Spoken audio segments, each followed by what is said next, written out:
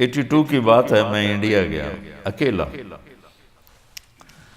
Train میں تھا تو جالندھر سے رش چڑھا، لوگ کھڑے ہو گئے، تو ایک نوجوان سا تھا، وہ جوان تھا، نوجوان تو نہیں تھا، وہ کھڑا ہوا تھا، تو میں ایک سکھ کو دعوت دے رہا تھا، تو میری غور سے نہ سنتا رہا، تو مجھ سے انگریزی کہتا فرام ویئر یو آر، میں کہا فرام پاکستان،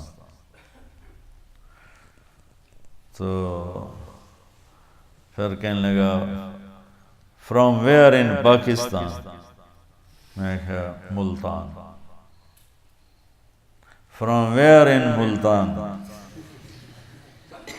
میں کہا وائی آر یو آسکنگ، کیوں پوچھ رہے ہو؟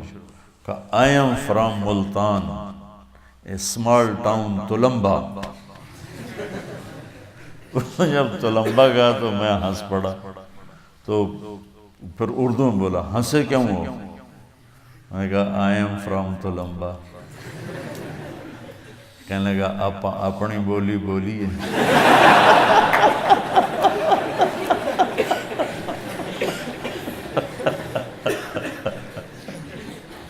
کہنے لگا اتنے تو ساڑی کوئی جاندہ ہی کوئی نہیں، آپ اپنی بولی بولیے۔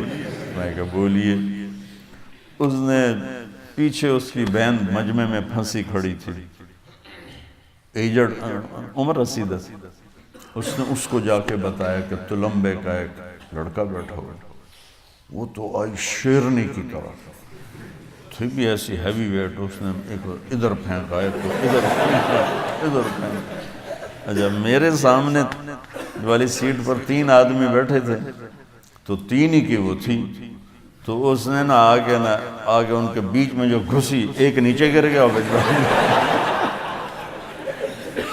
مجھے کہتی پترا تو تلمبیدہ ہیں؟ میں کہا جی ماسی جی میں تلمبیدہ، میں ٹھر پاؤں۔ جتنے تلمبے کے، اس نوجوان کا نام تھا رام سروپ چگ، رام سروپ چگ، مجھے آج تک یاد، مجھے اب تو چیزیں یاد نہیں رہتی، مجھے آج تک یاد، رام سروپ، 86L سیٹلائٹ ٹاؤن، اس نے مجھے اپنا ایڈریس دیا تھا، پتہ نہیں زندہ ہے مر گیا۔ لیکن تلمبے کے ہندو سونی پت شفٹ ہوئے، اس سونی پت کے مسلمان وہاں تگا ایک قوم تھی بڑی، وہ تلمبا شفٹ ہوئے، کچھ اس میں راجپوت فیملیز بھی ہیں، کوئی یہ تگا فیملی بھی۔ تو وہ بی بی جلندر سے جو شروع ہوئی ہے مجھ سے باتیں کرنا تلمبے کی، تو سونی پت تک وہ چپ نہیں ہوئی۔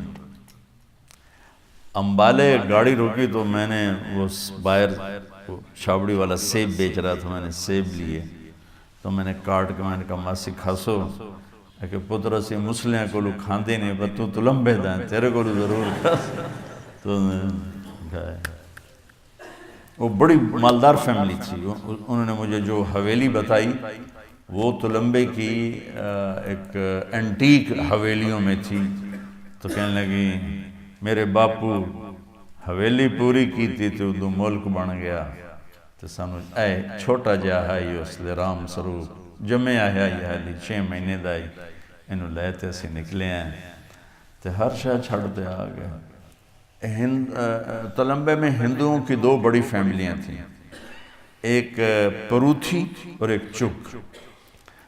انہوں نے پورے علاقے کے ذمہ داروں کو اپنا غلام بنایا ہوا تھا، سود پہ قرضے دے دے کرنا، ان کی زمینیں ساری انہوں نے وہ قبضے میں کی ہوئی تھیں، اور وہ ان کے غلام تھے۔ تو اب اس حویلی میں 20-25 خاندان رہتے ہیں، اور وہ اکیلے اس کے مالک تھے اس وقت۔